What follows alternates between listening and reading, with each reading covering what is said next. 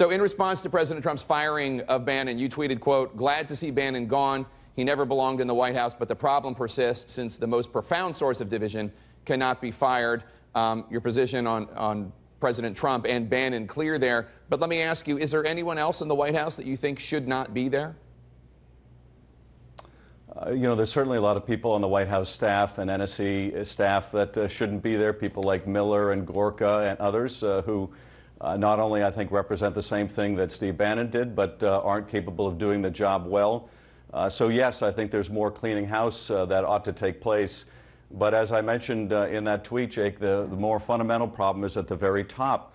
I think what the president had to say about the demonstrations in Boston and elsewhere was perfectly fine, perfectly unobjectionable, but also perfectly inadequate after that debacle of a press conference he had supposedly on infrastructure. The real, I think, challenge and job for the chief executive in a country where race has always been such a difficult conversation is to do everything possible to bring our country together, to help make us a more perfect union. And what the president did this week was as if he stood on a line dividing the country and pushed to separate one American from another with all his might.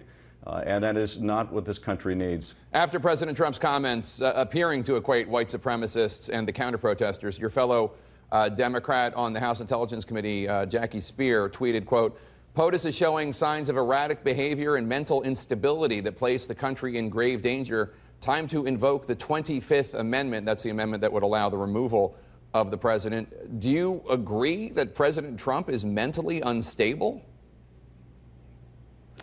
Well, I certainly think that there's an issue with the president's capability. There's some attribute of his character that makes him seemingly incapable of introspection and a broad understanding of what the country really needs. And I think it's a question that people are asking. What is going on with this president? What could explain this kind of behavior? It began at the very beginning, Jake. I remember when he had won the election and within days seemed to suggest that the only reason he didn't win the popular vote was that millions of people illegally came to the country and voted. And I thought to myself, oh my God, this man is not only going to not grow with the job, but is willing to state things that are just patently untrue.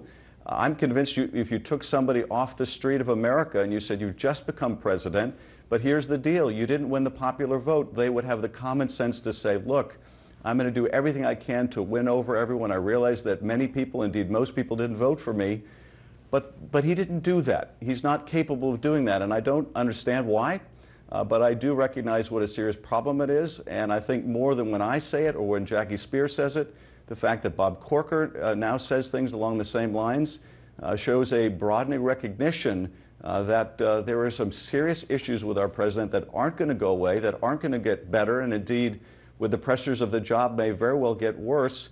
And I think for that reason, at a minimum, we need the very best people around him in the White House. And that means not people like Bannon, not people like Miller, not people like Gorka, but rather some more adults in the room.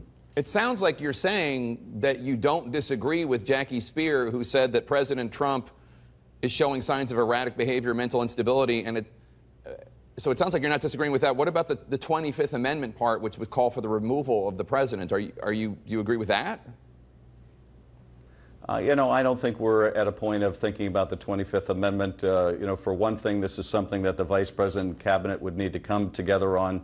I think what the authors of that amendment principally had in mind was some kind of physical incapacitation or serious mental illness or a breakdown, an inability to function in office. And I think we're still far from concluding that that's the case, even though we find many of us his conduct anathema and there to be a serious problem here. But I don't think it, particularly at this point in time, makes a lot of sense to focus on the 25th Amendment. I do think it means that we have to put real constraints on this president. We have to make sure that our system of checks and balances in Congress work. I think, frankly, the most powerful thing we could do rather than pursue the 25th Amendment at this point is make sure that one house or the other, and ideally both, are in Democratic hands, frankly, the hands of a party not in the White House, to be a more effective check on some of the damage this president can do. Congressman, let me ask you, President Trump was obviously widely condemned for his comments in which he seemed to be equating both sides for the violence and hatred in Charlottesville.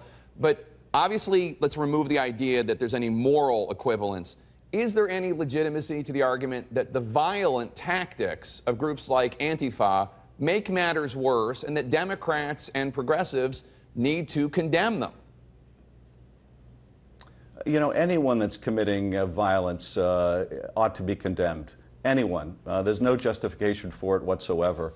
But I do think that that cannot be allowed to obscure the fact that millions of people are gathering around the country and have since this president was inaugurated in the most peaceful form of protests.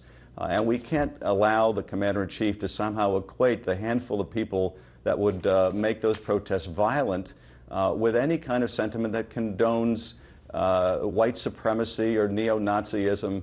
And I think it all gets back to the point you made earlier, Jake, and I think the fundamental problem here is that the President of the United States can't bring himself to repudiate a part of his support, and that is that small group of bigots that are supporters of his. He's taken a position essentially that if you're with me, you can do no wrong.